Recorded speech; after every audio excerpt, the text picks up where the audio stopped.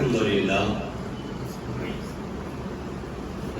لله رب العالمين والعاقبة للمتقين والصلاة والسلام على من كان نبيا وآدم بين الماء والطين وعلى آله وأصحابه أجمعين أما بعد أعوذ بالله من الشيطان الرجيم بسم الله الرحمن الرحيم لقد قال الله تبارك وتعالى في القرآن المجيد والفرقان الحميد ألا إن أولياء الله لا خوف عليهم ولا هم يحزنون آمنت بالله صدق الله مولانا العظيم وبلغنا رسوله النبي الأمين الكريم ونحن على ذلك لمن الشاهدين والشاكرين والحمد لله رب العالمين اسے اعظم بمانے بے سر و ساما مدد قبلہ دی مدد کعبہ ایمان مدد بگردہ بے بلا افتاد کشتی ضعیفانی شکستہ رات و پشتی بحق خواجہ عثمان ہارونی مدد کنیا معین الدین چشتی رضی اللہ تعالی عنہ قادری جمنا رہے یا غوث اعظم بھی زنم دم شیخ احمد رضا خان قطب عالم بھی زنم مولا صلی وسلم دائما ابدا علی حبیبک خیر الخلق کلہم. آئیے حضرات، کچھ عرض و معروض کا سلسلہ شروع کرنے سے قبل انتہائی عقیدت و محبت کے ساتھ درود و سلام کے ڈالیاں نچھاور کریں. پڑھیے بابا سے بلند اللہم صلی علی سیدنا مولانا محمد مبارک وسلم صلی علیہ صلاۃ و سلام علیک یا رسول اللہ صلی اللہ تعالی علیہ وسلم. اللہ رب العزت کا بے پایا فضل عظیم احسان عظیم ہے. اس نے اپنے پیارے محبوب رحمت عالم صلی اللہ تعالی علیہ وسلم کی امت میں پیدا فرمایا اور بے شمار انعام و اکرام سے ہمیں نبی جامی کے نام سے بھی جانتے ہیں. یہ اللہ کا بڑا فضل عظیم ہے کہ اس نے اپنے محبوب بندوں کو ہم گناہگاروں کے درمیان بھیجا ہے ہماری ہدایت و رہنمائی کے لیے، تاکہ ہم ان اولیاء اللہ کی بارگاہ سے فیض حاصل کرتے رہیں اور اپنی دنیا و آخرت کو سنوارتے رہیں. جس آیت کریمہ کو عنوان سخن بنایا ہے، رب قدیر اپنے کلام میں ارشاد فرماتا ہے، سن لو بے شک اللہ کے ولیوں کو نہ کوئی خوف ہے اور نہ وہ غمگین ہوں گے. یوں تو رب نے اپنے محبوب بندوں کا ذکر قرآن مجید میں متعدد مقامات پر مختلف انداز میں بیان فرمایا ہے. کہیں رب فرماتا ہے یا ایھا الذین آمنوا اتقوا اللہ وکونوا مع الصادقین، اے ایمان والو اللہ سے ڈرو اور سچوں کے ساتھ ہو جاؤ. کہیں رب فرماتا ہے یا ایھا الذین آمنوا اتقوا اللہ وابتغوا الیہ الوسیلہ وجاہدوا فی سبیلہ لعلکم تفلحون. اے ایمان والو اللہ سے ڈرو، اس کی طرف وسیلہ تلاش کرو، اس کی راہ میں جہاد کرو تاکہ تم کامیاب ہو جاؤ. حضرات، یہ نسبت جو ہے بڑی عجیب چیز ہے. اگر ایک عام چیز کی نسبت کسی خاص چیز کی نسبت کی طرف ہو جاتی ہے، کسی خاص کی نسبت کی طرف ہو جاتی ہے، تو یہ پھر عام نہیں رہتی بلکہ خاص ہو جایا کرتی ہے. ایک کپڑا جو بظاہر قیمتی تو نہیں تھا لیکن اس کی نسبت قرآن کریم سے ہو گئی. لوگ بڑے قیمتی ریشمی کپڑے پہنتے ہیں لیکن جب تک پہنتے ہیں جب تک اس کی چمک برقرار رہتی ہے. جیسے ہی چمک ختم ہوئی تو پہننے والا بھی اس کو اتار کر پھینک دیا کرتا ہے. لیکن وہی کپڑا جو بظاہر قیمتی تو نہیں تھا، کھدر کا کپڑا تھا، معمولی سا کپڑا تھا، اس کو قرآن کریم کے اوپر چڑھا دیا گیا. قرآن پڑھنے والا قرآن بعد میں پڑھتا ہے، پہلے خلاف کو چوم لیا کرتا ہے. تو یہ اس لیے چوما گیا کیونکہ اس کی نسبت اللہ کے مقدس قرآن سے ہو گئی ہے. اب دیکھیں، اینٹ جو مسجد کے فرش پر لگی نسبت مسجد کے فرش سے ہو گئی تو عزت والی ہو گئی. وہ لکڑی کی نسبت قرآن کریم رکھنے کے لیے بنائی گئی نسبت قرآن کریم سے ہو گئی تو عزت والی ہوتی چلی گئی. وہ کپڑا جو بظاہر قیمتی نہیں تھا قرآن کریم پر چڑھا دیا گیا تو عزت والا ہوتا چلا گیا. اگر بندہ مومن سچے دل سے اگر جس پر قرآن نازل کیا گیا اس سے اپنا رشتہ جوڑ لے تو قسم خدا کی تو یہ بندہ بھی عزت والا ہوتا چلا جائے گا۔ تو جب بندہ مومن کا رشتہ اللہ اس کے رسول سے جڑ جائے گا تو عزت والا ہوتا چلا جائے گا۔ اور ذرا نیچے آ جاؤ تو اگر جس کی نسبت شہنشاہ بغداد سے ہو جائے تو پھر یہ بھی عزت والا ہو جائے گا۔ آپ دیکھیں کہ خانہ کعبہ پر بڑا قیمتی غلاف چڑھایا جاتا ہے، بڑا قیمتی غلاف چڑھایا جاتا ہے، کسی کو کوئی اعتراض نہیں ہوتا۔ لیکن جب اولیاء اللہ کے مزارات پر کوئی قیمتی چادر چڑھتی ہے نا تو ان کے پیٹوں میں درد شروع ہو جاتا ہے۔ کیا ضرورت تھی اتنی قیمتی چادر چڑھانے کی؟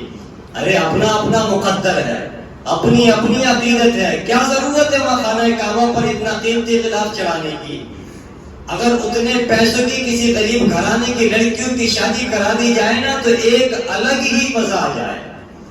بہت ساری جو بے بس لڑکیاں ہیں، محتاج غریب مسکین لڑکیاں ہیں، ان کی شادی ہو سکتی ہے، لیکن نہیں، یہ ہمارا مقدر ہے کہ ہم کعبے کو عزت والا سمجھتے ہیں، عظمت والا سمجھتے ہیں۔ اب سنیں ذرا، شیخ سعدی علیہ الرحمہ سے کسی نے پوچھا تھا کہ لوگ خانہ کعبہ کے غلاف کو اس لیے نہیں چومتے کہ وہ قیمتی ریشمی کپڑے کا بنا ہوا ہوتا ہے، بلکہ اس لیے چوما کرتے ہیں کیونکہ اس کی عزت، اس کی نسبت اللہ کے مقدس گھر کے کعبہ شریف کی دیواروں سے ہو گئی ہے، اس لیے لوگ چوما کرتے ہیں۔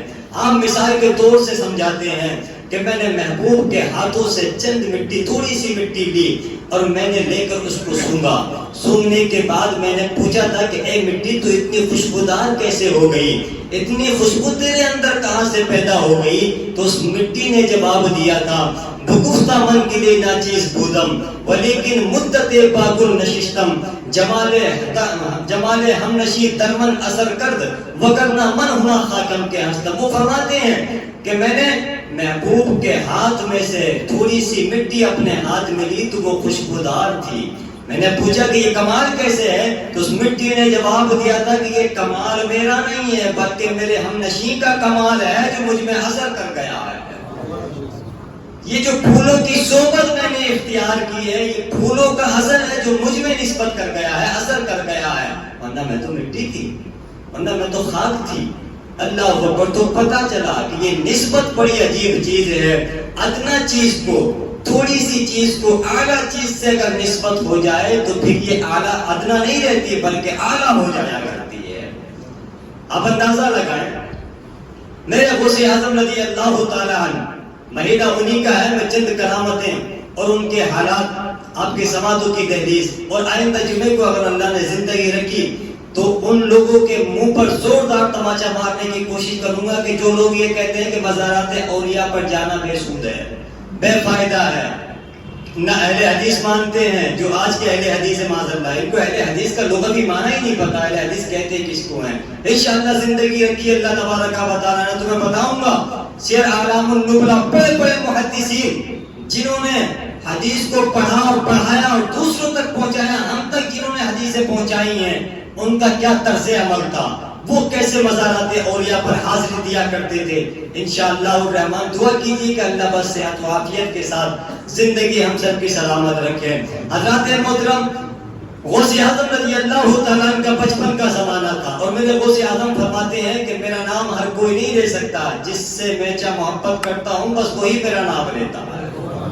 محبت سے بولے غوث اعظم کے نام پر، جس سے میں محبت کرتا ہوں بس وہی میرا نام لے سکتا ہے، باقی ہر کوئی میرا نام نہیں لے سکتا۔ میرے غوث اعظم رضی اللہ تعالیٰ عنہ کا بچپن کا زمانہ ہے۔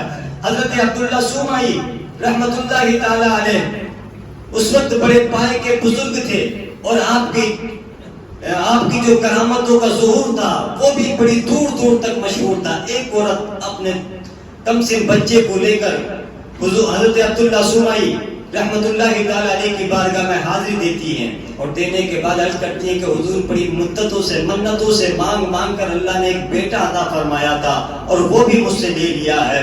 حضور میں آپ کی کرامتوں کا چرچا سنا ہے اور میں آپ کو اس بچے کو لے کر آپ کے دربار میں حاضر ہوئی ہوں، حضور کرم فرمائے میرے اس بچے کو، دعا فرما دے کہ اللہ میرے بچے کو زندہ فرما دے۔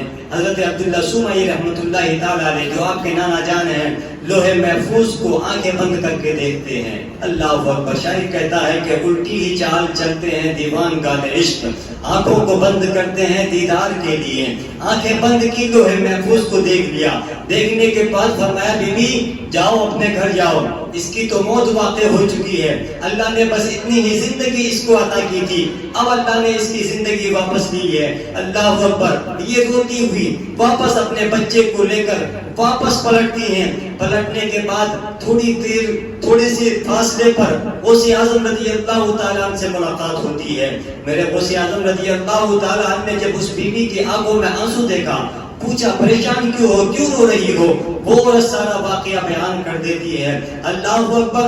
جیسے ہی غوث اعظم نے اتنا سنا کہ میرا بچہ مر گیا ہے, اس بیوی نے کہا تھا کہ میرا بچہ اس دنیا کو چھوڑ کر چلا گیا ہے, یہی میری زندگی کی کمائی تھا, اس کے باپ کا بہت پہلے انتقال ہو چکا تھا, میرے شوہر کی یہی ایک نشانی ہے. اللہ اکبر. غوث اعظم کو بڑا ترس آیا, اور ترس آنے کے بعد اس کا جو ڈھکا ہوا تھا دوپٹے سے اس بچے کی لاش کو اٹھایا اور کہا کہ دیکھو تمہارا بچہ تو زندہ ہے, حرکت کر رہا ہے. اللہ اکبر. اتنا سنا, دیکھا کہ واقعی بچے کی آنکھیں کھلی ہوئی ہیں, بچہ حرکت کر رہا ہے. اللہ اکبر. وہ خوشی خوشی لے کر واپس اپنے گھر کی طرف چلی آتی ہے. حضرت عبداللہ سومئی رحمت اللہ تعالی علیہ اپنے نواسے یعنی غوث اعظم رضی اللہ تعالیٰ عنہ کے پیچھے پیچھے دوڑ پڑتے ہیں, یہاں تک کہ جب دوڑے تو قبرستان راستے میں پڑ گیا. اور پڑنے کے بعد کیا کہتے ہیں غوث اعظم قبرستان کے مردوں سے, اے قبرستان کے مردوں اٹھو, نانا جان میرے پیچھے آ رہے ہیں. تو اللہ اکبر. اندازہ لگاؤ کہ اس قبرستان میں 300 مردے دفن تھے, سب اٹھ کر غوث اعظم کے ڈھال بن کر کھڑے ہو گئے تھے.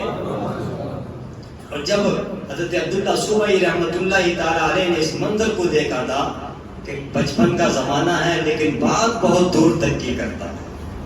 اللہ اکبر. تو بچپن میں آپ کی یہ دور کھڑے ہو کر حضرت عبداللہ سومئی رحمت اللہ تعالی علیہ مسکرا رہے تھے کہ جب ابھی سے یہ عالم ہے کہ ابھی سے ہی اس نے کشف کے راز کھولنے شروع کر دیے تو آگے چل کر کیا عالم کرے گا. بہرکیف میرے عزیزوں, بتانا مقصود یہ ہے کہ جتنی کرامتیں غوث اعظم رضی اللہ تعالی عنہ سے تواتر کے ساتھ صدور ہوئی ہیں, کرامتوں کا ظہور ہوا ہے, کسی اور اللہ کے ولی سے اتنی کرامتوں کا ظہور نہیں ہوا ہے.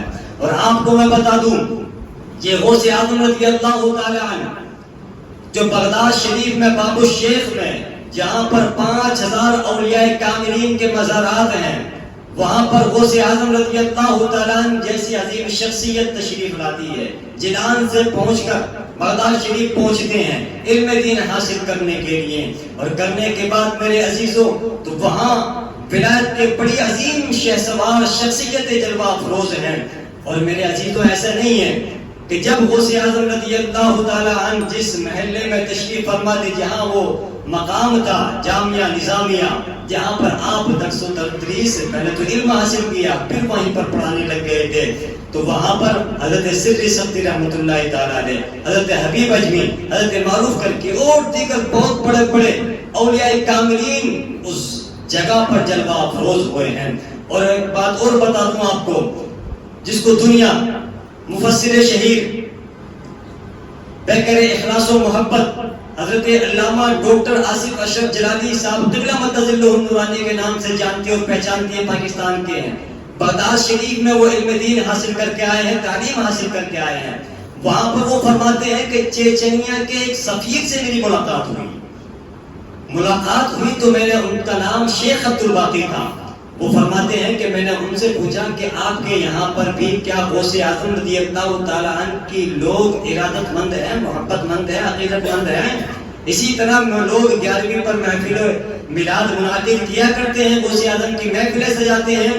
تو انہوں نے بڑے تعجب کے انداز میں مجھ سے پوچھا, آپ یہ پوچھ رہے ہیں کہ کیا غوث اعظم کی ہم لوگ محفلیں مناتے ہیں, عقیدت رکھتے ہیں یا نہیں؟ ارے ہمارے یہاں تو لوگوں کا حال یہ ہے کہ جب تک ہم وضو نہیں کر لیتے اس وقت تک بڑے پیر کا نام لینا بھی زبان سے ادا نہیں سمجھتے.